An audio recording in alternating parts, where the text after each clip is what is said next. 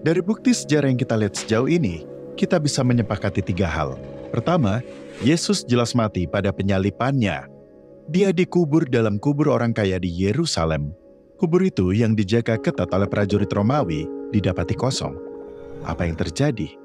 Saya merenungkan dan menurut pendapat saya, kita dapat mengesampingkan pemimpin Yahudi dan pemimpin Romawi sebagai tersangka. Jadi tinggal satu kemungkinan yang sahih, yaitu para murid.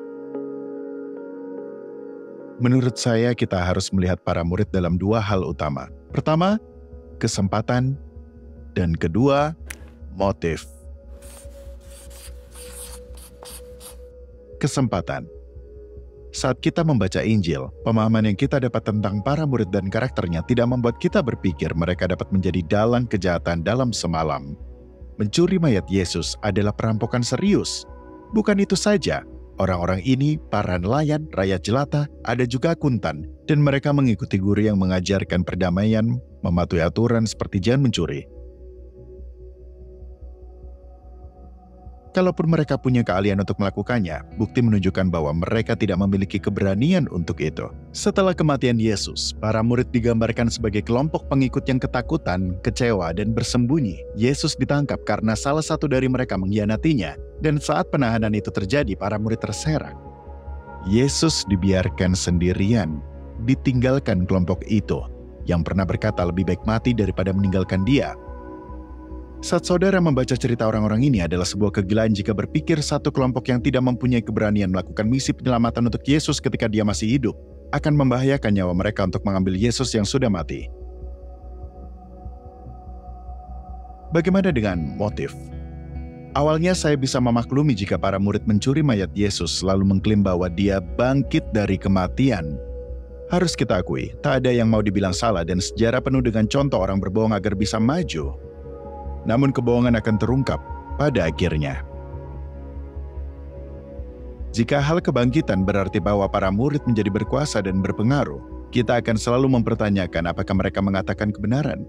Mereka tidak akan mendapatkan apa-apa dengan merekayasa gerakan agama baru berdasarkan kebohongan.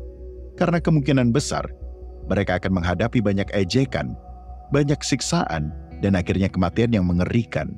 Untuk apa berbohong?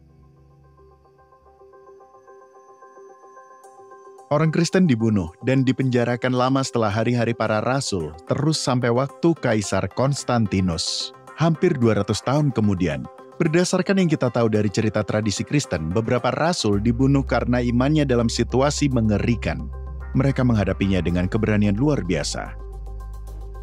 Mengorbankan hidup kita untuk sesuatu adalah hal yang luar biasa. Kita mungkin bersedia mati bagi sahabat atau anggota keluarga. Kita mungkin bersedia mati bagi tujuan yang kita yakini. Namun, apakah kita bersedia untuk mati bagi kebohongan?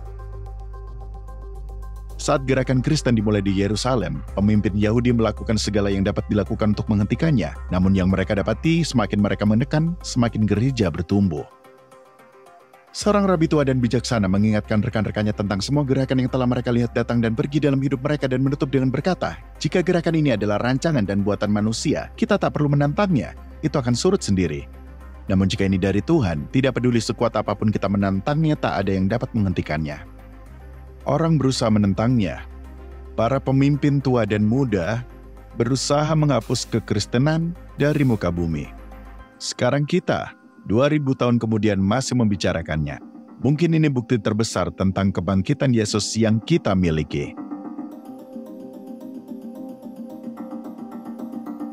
Kebangkitannya adalah pengubah segalanya. Perkataan Rasul Paulus sangat tepat. Jika Kristus tidak dibangkitkan, maka sia-sialah kekristenan, dan kita orang yang paling malang dari segala manusia.